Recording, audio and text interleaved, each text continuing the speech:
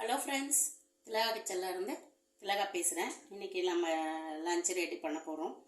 அதுக்கு வந்து சக்கரவள்ளி கிழங்கு பொரியல் பண்ண போகிறேன். புடலங்காய் கூட்டு பண்ண போகிறேன். தேவையான ஐட்டம் எடுத்து வச்சுருக்கேன். ஃபஸ்ட்டு வந்து நம்ம ரைஸுக்கு உல வச்சுக்கலாம்.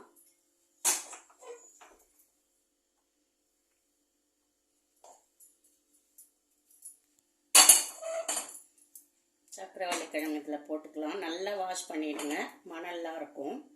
இது மாதிரி குட்டி குட்டியாக கட் பண்ணி போட்டுட்டு கொஞ்சமாக தண்ணி ஊற்றிக்கலாம். இதை வந்து ஒரு விசில் வச்சா போதும். பொரியல் பண்ண போகிறோம் இல்லைங்களா, ரொம்ப வந்து குழையக்கூடாது. அதனால் ஒரே ஒரு விசில் வச்சு எடுத்துக்கலாம். கொஞ்சோண்டு இதில் மஞ்சத்தூள் ஆட் பண்ணிக்கோங்க. ஏன்னா வேக வைக்கும்போது அதில் பிடிச்சிக்கும். கொஞ்சம் சால்ட் கொஞ்சமாக போட்டுக்கோங்க.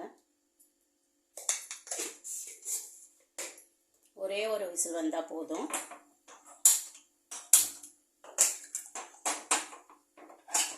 எல்லாம் மிக்ஸ் பண்ணிவிட்டு ஒரு விசில் வரட்டும், பார்க்கலாம். ஒரு விசில் வந்துட்டு ஆஃப் பண்ணிடலாம். இந்த பக்கம் அரிசி போட்டுக்கலாம். தண்ணி கொதிக்குது. சாதத்துக்கு கொஞ்சம் இதிலே சால்ட் போட்டுக்கலாம்.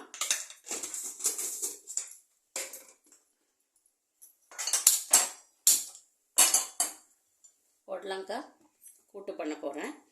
கொஞ்சம் வந்து உளுத்தம்பருப்பும் தோரம்பருப்பும் கடலைப்பருப்பும் ஊற வச்சுருக்கேன். வெறும் கடலைப்பருப்பு எங்களுக்கு பிடிக்கிறது இல்லை. அதனால் நான் வந்து வெறும் தோரம்பருப்புலேயே கூட செய்யலாம். நான் வந்து தோரம்பருப்பும் கொஞ்சம் கடலைப்பருப்பும் போடுறேன்.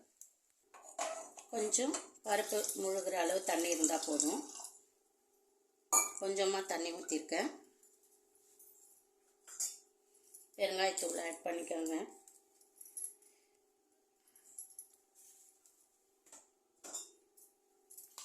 இதுலேயே வந்து 2 பச்சை மிளகாய் அப்படியே கட் பண்ணி போட்டுக்கோங்க. பூண்டு ஒரு 10 பல் பூண்டு, ஒரு 2 பெரிய வெங்காயம் கட் பண்ணி வச்சுருக்கேன், அதையும் போட்டுக்கலாம். தக்காளி 1, அதையும் போட்டுக்கலாம்.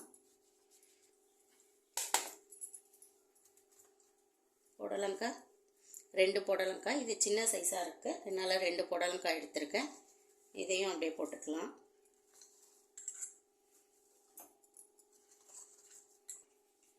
கொஞ்சமாக சால்ட் போட்டுக்கலாம். பத்தலைன்னா தாளிக்கும் போது போட்டுக்கலாம். கொஞ்சம் வந்து மஞ்சள் பொடி போட்டுக்கலாம்.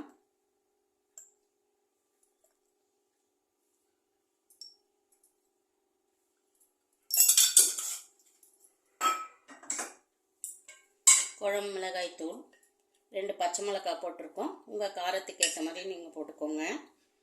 நான் வந்து 2 டீஸ்பூன் மிளகாய் தூள் போடுறேன். கொஞ்சம் இந்த தூளுக்கு மேலே கொஞ்சமாக தண்ணி ஊற்றிக்கோங்க. ஏற்கனவே தண்ணி விட்டுருக்கோம். அதை அப்படியே குக்கர் மூடியில் அடித்து அந்த மிளகாய் தூள் அதிலே இருக்கும்.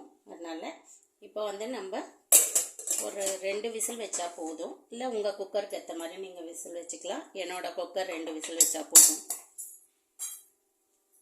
விசில் வரட்டும், வெயிட் பண்ணலாம். 2 விசில் வந்துடுச்சு.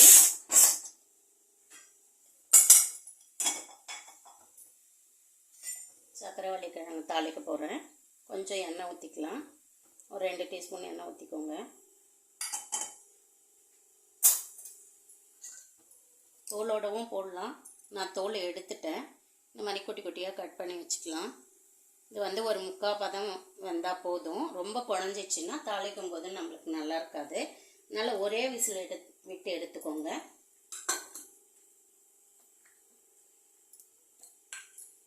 கொஞ்சமாக கடுகு போட்டுக்கலாம்.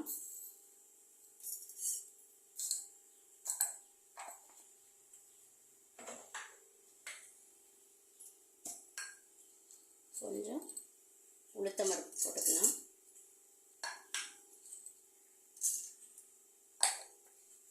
பொரியட்டும்.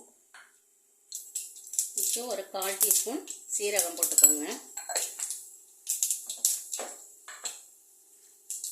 கொஞ்சமாக தான் இருக்குது. நான் 2 காஞ்ச மிளகாய் போடுறேன். கிள்ளி போட்டுக்கோங்க. கொஞ்சம் பெருங்காயத்தூள் ஆட் பண்ணிக்கோங்க. கொஞ்சம் கருவேப்பிலை, வெங்காயம், ஒரு வெங்காயம் பொடி பொடியாக கட் பண்ணி வச்சுருக்கேன், அதை போட்டுக்கலாம். நல்லா ஒரு 3/4 பதம் வந்து வதங்கட்டுங்க.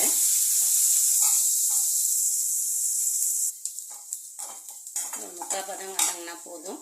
இதை மிக்ஸ் பண்ணிக்கலாம்.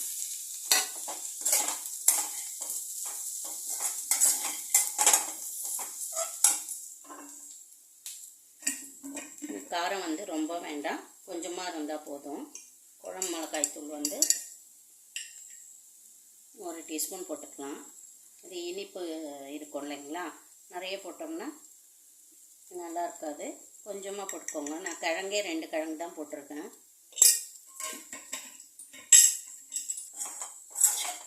வந்து இந்த மிளகாய் தூள் வந்து கொஞ்சம் இந்த பச்சை வாடை போகணும். தண்ணி வந்து லைட்டாக தெளிச்சிக்கலாம், ரொம்ப வேண்டாம்.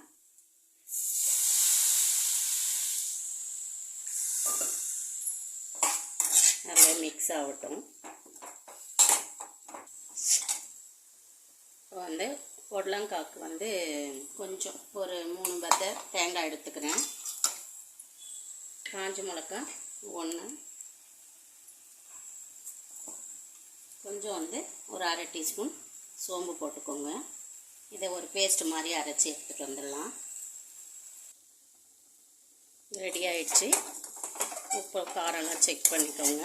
காரம் நிறையா இருக்கணும்னு அவசியம் இல்லை. கிழங்குல கொஞ்சம் இனிப்பு இருக்கும், காரம் இருக்கும். இது ரெடி ஆகிடுச்சு. சாதம் ரெடி ஆகிடுச்சு. ஆஃப் பண்ணிவிட்டு சாதம் வடிச்சிடுறேன். கடாய் வச்சுருக்கேன், சூடாகட்டும். ஒரு 2 டீஸ்பூன் எண்ணெய் விட்டுக்கலாம்.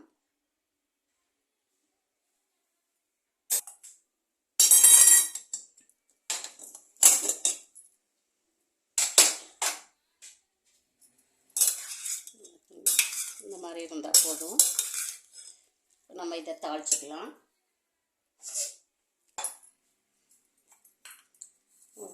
அரை டீஸ்பூன் கடுகு போட்டுக்கலாம்.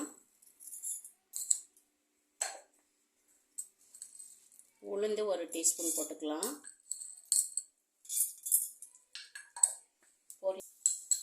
கடுகு உளுந்து பொரிஞ்சிச்சு.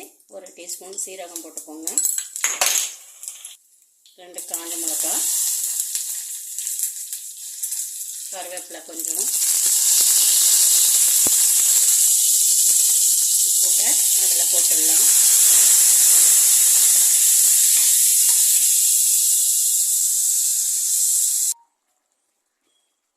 இந்த தேங்காய், காஞ்ச மிளகாய், சோம்பு போட்டு அரைச்சி வச்சுருக்கேன். இந்த பேஸ்ட் இதில் ஊற்றிடலாம். கலரி விடுங்க. உப்பு காரம்லாம் செக் பண்ணிக்கோங்க. கொஞ்சம் இந்த அளவு வேணும்னாலும் எடுத்துக்கலாம், இல்லை இன்னும் கொஞ்சம் கட்டியாகணுன்னாலும் எடுத்துக்கலாம். இதை வந்து ஒயிட் ரைஸோடு அப்படியே போட்டு சாப்பிட ரொம்ப நல்லாயிருக்கும். கூட அப்பளம் வச்சுக்கிட்டா ரொம்ப நல்லாயிருக்கும். இப்போ வந்து டிஃபனுக்கு மொச்சக்கடலை சட்னி தான் பண்ண போகிறேன். மொச்சக்கடலை, கொஞ்சம் சால்ட்டு, ஒரு 3 பச்சை மிளகாய், ஒரு 1/4 மூடி தேங்காய் வச்சுருக்கேன். இதை அரைச்சி எடுத்துகிட்டு வந்துடலாம். இப்போது பொடலங்காய் கூட்டு ரெடி ஆகிடுச்சு. கொத்தமல்லி இருந்தால் போட்டு நெருக்கிக்கலாம். சட்னி தாளிச்சிக்கலாம். கடுகு, உளுத்தம்பருப்பு, காஞ்ச மிளகாய், கருவேப்பிலை போட்டு தாளிச்சிக்கலாம்.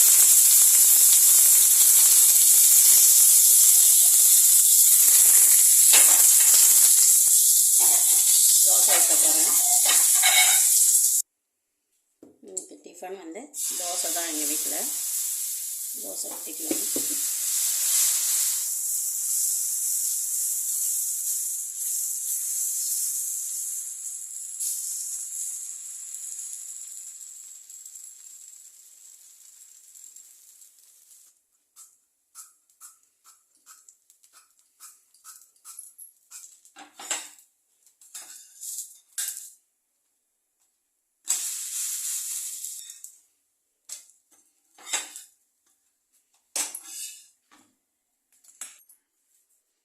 இன்றைக்கி எங்கள் வீட்டு டிஃபன் தோசை, மொச்சக்கடலை சட்னி வச்சுருக்கேன். மதியம் லஞ்சுக்கு சுட சுட ஒயிட் ரைஸ், ரசம், சக்கரவள்ளிக்கிழங்கு பொரியல், புடலங்காய் கூட்டு. இந்த வீடியோ பிடிச்சிருந்தா லைக் பண்ணி ஷேர் பண்ணி கமெண்ட் பண்ணுங்கள். ஓகே, பாய்.